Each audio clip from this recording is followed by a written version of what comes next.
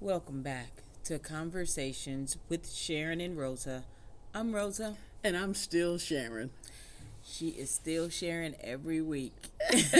Wait a minute. Sharyn with a new haircut because my favorite barber cut my hair.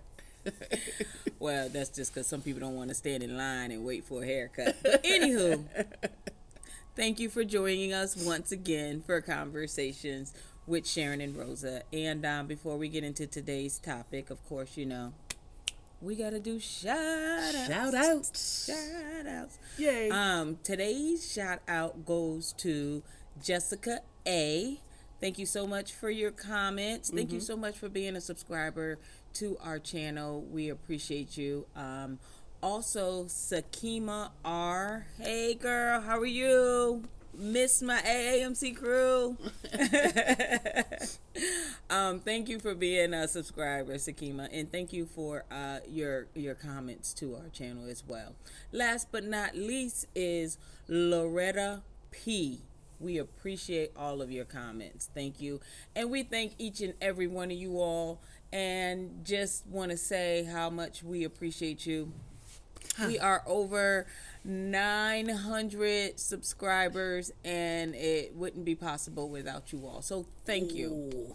Thank you. Yeah, we're inching toward 1,000. Yeah, we're going to have a big surprise for you all when we get to 1,000. Yeah, what a journey. What a journey. Yeah, I remember our first one, and here it is. We've gone over 67 of them, but each week trying to bring you a little slice of a conversation, of a thought, or some situation. Or and actually, Shannon and I didn't even think it was going to last this long. Not at all. We just decided to, start something during COVID, do maybe 50 shows, but you all are making it possible for us to keep going, so we appreciate that. And we really do enjoy it. Yeah. We really do, because we're not professionals. We're just two black women loving one another. We're part of lesbian land, and we just like talking to our people, and evidently we're not the only one going through it. Yeah. So if you hear something that sounds familiar, that touches you, that makes you think about something, reflect, or something you can relate to, we appreciate it, because you are not alone, and lets us know that we're not alone. Absolutely. So thank you. Thank you for connecting with us. Yes, and I'm glad you mentioned that we're not professionals, because today's topic stemmed from one of our viewers who asked us to do unpacking baggage after a long relationship. And you all know, if it doesn't really fit us, we can't really spin it that way. So we're kind of spinning it a different way. So I hope this is okay for the subscriber that asked us to do this topic. Yeah, and you're right.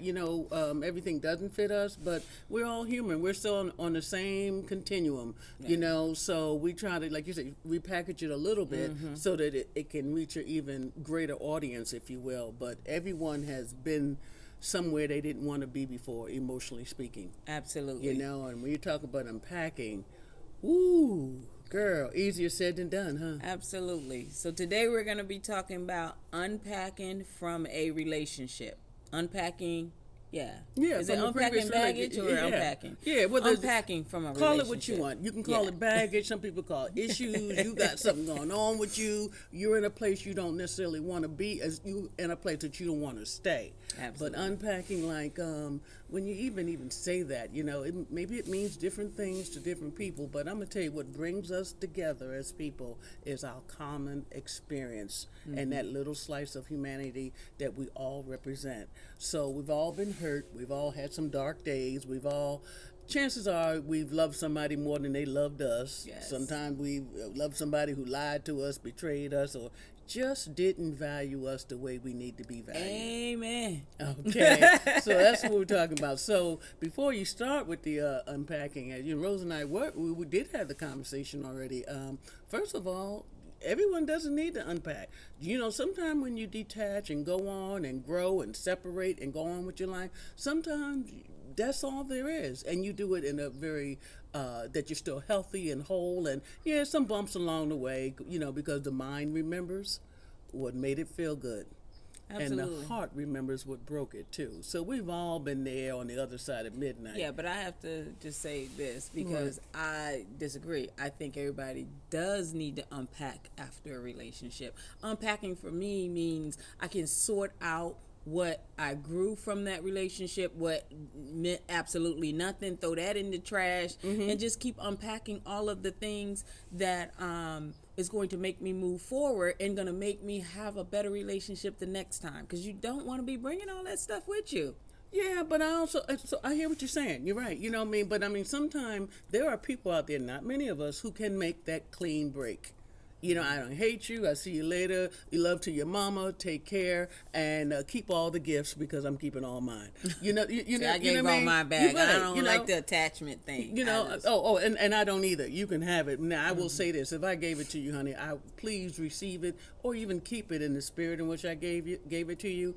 You know, but there's some people like, I don't want this. It reminds me of you. Now don't get me wrong. I'm not gonna keep your perfume up in the bathroom counter no more because it reminds me of you. But you know, I'm just saying, unpacking for some people is easier than others. Yes. You know, all of us doesn't get thrown into the sewer and, you know what I mean, need 18 months of deep therapy and all that, you know, before they come up and date again. I'm not saying, I'm not being over dramatic, but some people can pick themselves up, you know, but dust themselves off and keep on trucking. Yes. Others, I mean, we out for the count. We down for a minute. Right. You know, and in that minute, so my question first is, does everyone need to unpack? And I feel that they do.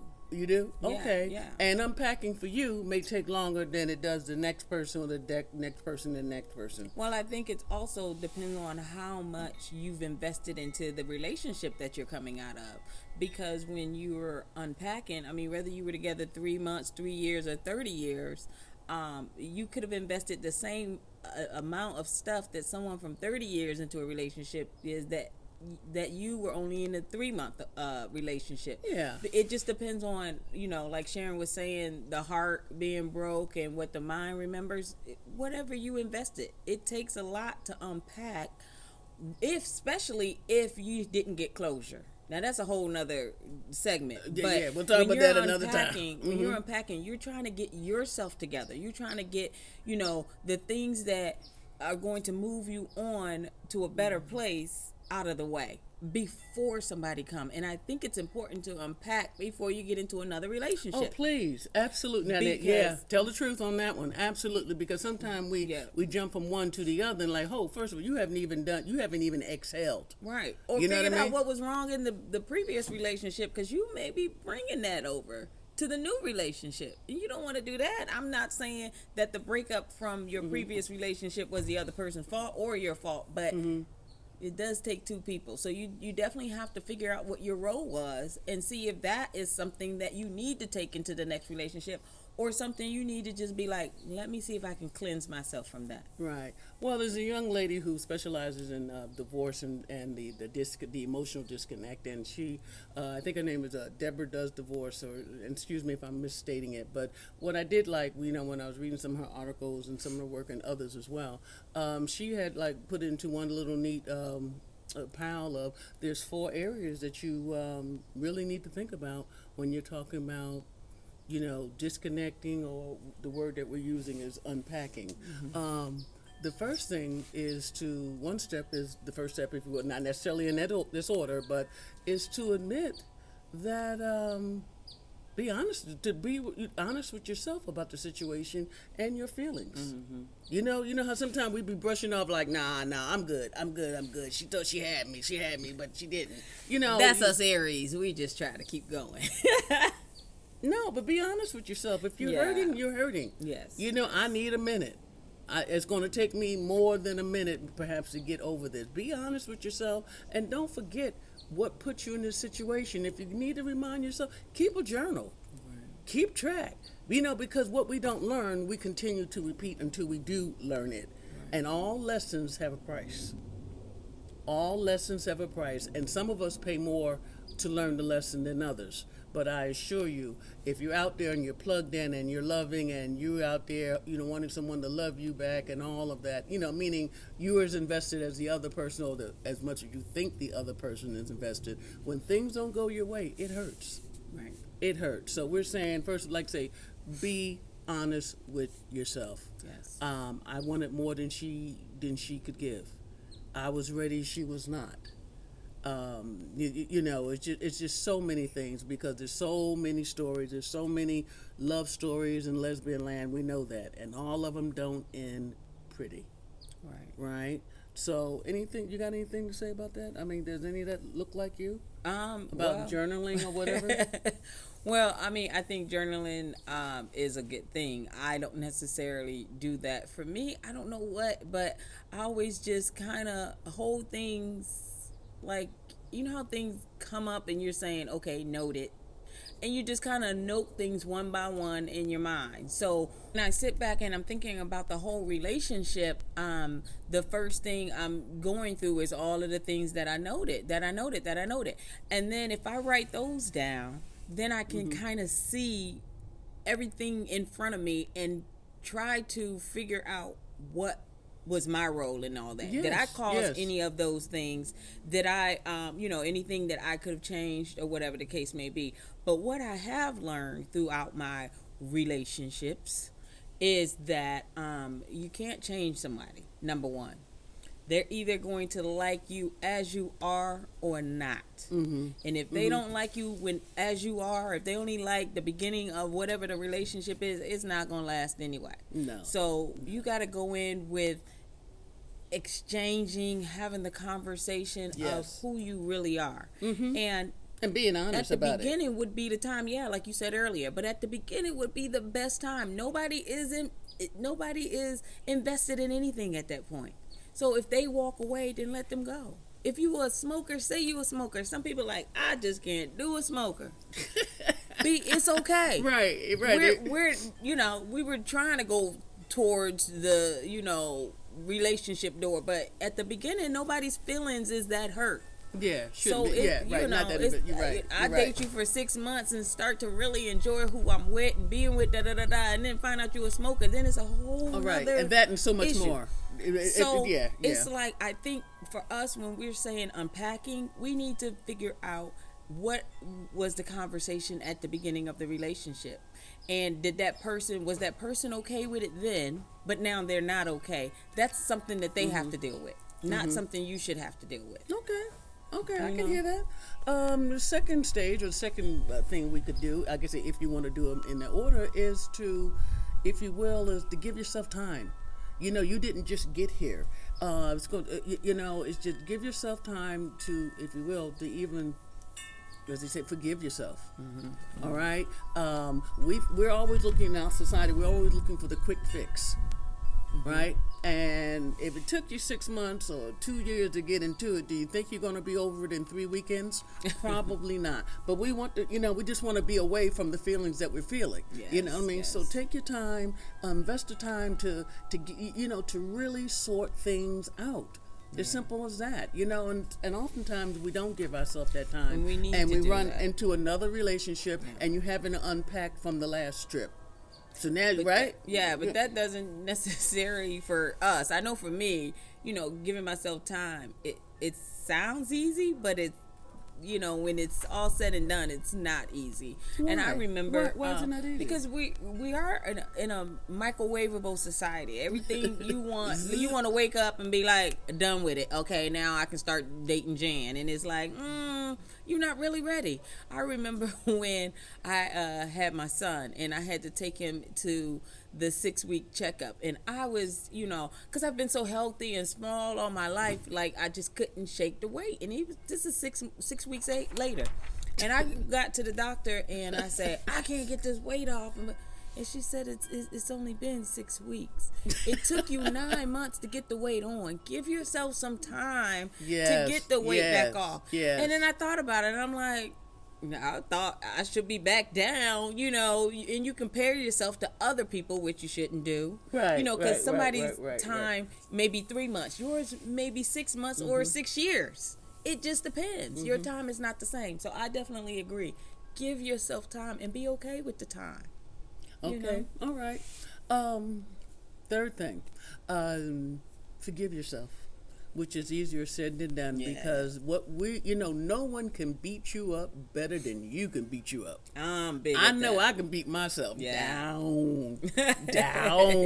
Okay. So what we're saying is, it's like we get angry because, I should have saw the red flags. Oh man, I should have saw it when she told me to lie the first time. I should have caught it when she said she was in New York, but she really was in Palm Springs. Or just should have done something, because more than likely you did catch it. Everybody see the red flags. Of it. Right. You Sometimes saw it, but what do you think is cute at the beginning? Ain't so she cute. popping up every time I'm somewhere. That's so cute. No, that's a stalker. Let's just call it what it is. Nobody should be popping up at the beginning of your relationship. I mean, those type things, and I'm definitely using that as an example. But yeah, have you ever been stalked? Not by a woman. No, when I was dating guys, this one guy kind of was stalking. It gets scary. It's very scary. Uneasy. We do some crazy stuff too. You know what I mean? Definitely. Like if I'm at 7-Eleven, okay, you at that 7-Eleven. I go to Home Depot. She's at Home Depot. I mean, whoa. I mean, that go out to eat. They sit at the other table. Yeah, coincidence? Maybe not. Right. Exactly. Maybe not. So I mean, you just those red flags that you are looking at.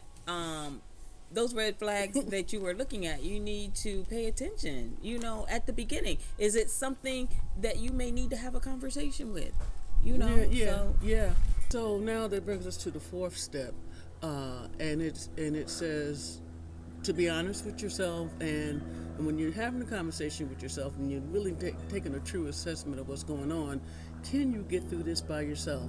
Do you need some help? And if you do need some help, don't be shy about reaching out and asking for help.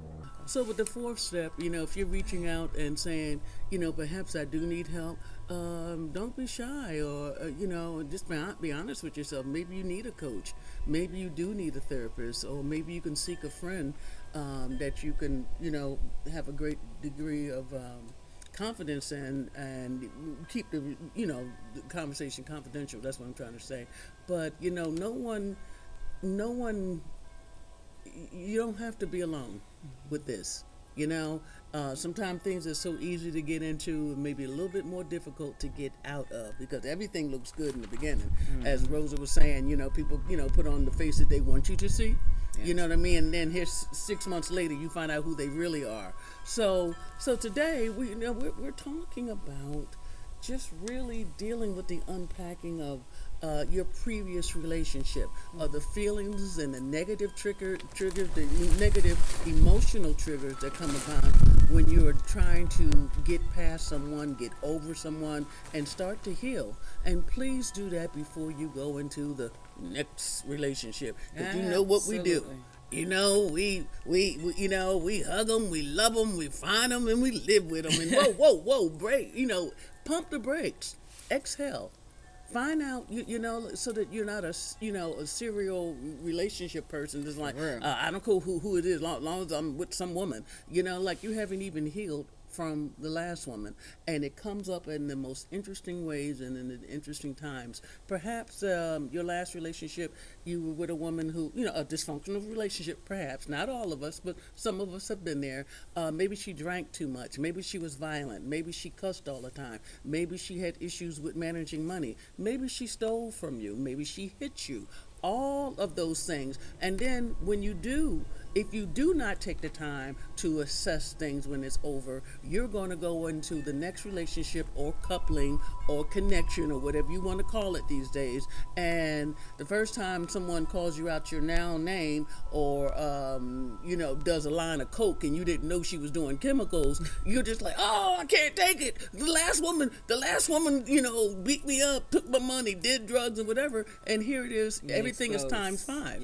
Times 5 because you haven't relieved yourself and examined your own feelings and looked at the triggers that are now still present in your relationship. And you gotta have it at the beginning. And I want to go back and say something about the having a confidant and being able to talk to someone because that's very important. And you don't have to give everybody your business. So no, and you shouldn't. Everybody should have someone. And if you want, you don't want to tell any of your friends, then talk to a third party who doesn't have, as Sharyn would say, a nickel in the quarter.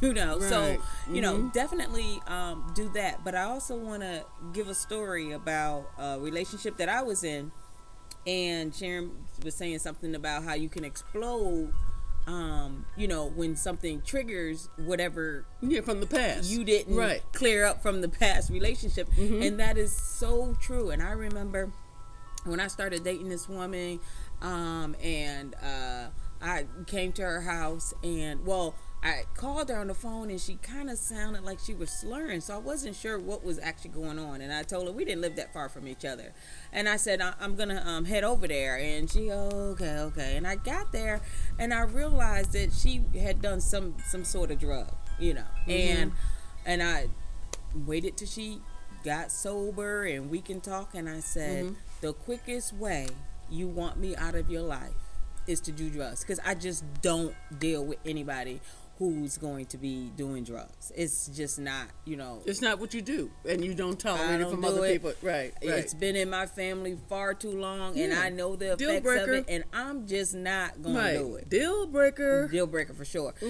But my whole thing was, I could have just like not said anything and let it go, or whatever the case may be. But I wanted her to know, if I catch you doing it again, I'm gone. And she did other stuff, you know, and I was okay with the, you know, drinking or whatever, but in her prescription drugs, but both together serious was just chemicals. Way too much. Right. But she was doing other stuff that one particular time. So, you know, I mean, it was a little more complicated than I'm saying, but at that time I had that conversation, and you know, to my knowledge, she didn't do that particular thing in front of me anymore. I never, you know, so it was like, oh, okay, I see where Rosa's going. Maybe I just will hide it from her when I'm doing it, or maybe not do it anymore. So whatever that conversation that you're going to have, you need to have it when that trigger comes up. Not after 5 triggers. So if the person's not willing to talk to you during that time, then they're not the ones you need to be with.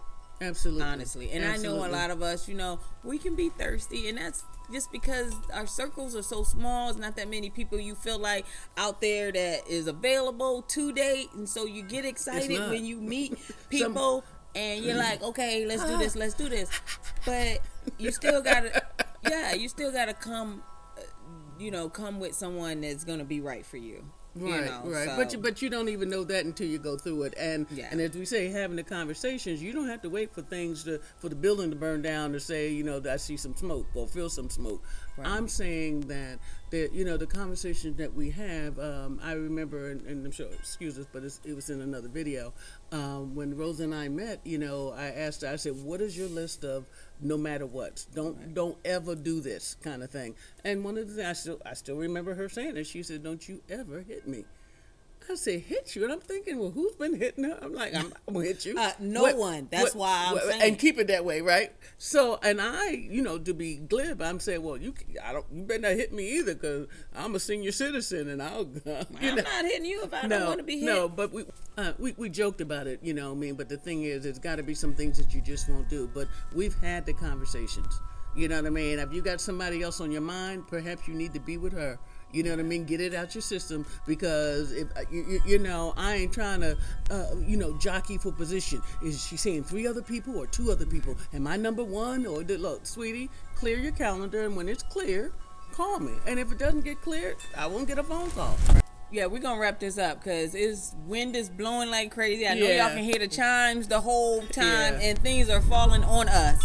So with that, we have a tsunami warning here on the West Coast. So San Diego ain't playing. So yeah, exactly. You know, because evidently there was a volcano, an underwater volcano erupted, and tsunami warning from Hawaii all the way over to San Diego to California. Yeah. But today, even though we're trying to condense things a little bit because of weather reasons, but you know, as we're talking about unpacking. Only you truly know what you need to unpack. Don't wait too long to do it. And you know, and just be honest with yourself. If you think it's too deep, you're going to need some help. Get some help. Like say whether it's a therapist, a coach, or somebody that you can share confidences with. And when you do get there, when you do get there, I assure you it'll be better. You'll make yourself better for the next person that you get involved with. Right. And quite frankly, and even if it doesn't happen too soon, you'll be the better for it because you'll know how to navigate. So, until next time, we're wishing you the best of all things good. This is Sharyn and Rosa. It's been absolutely wonderful. We'll see you next time.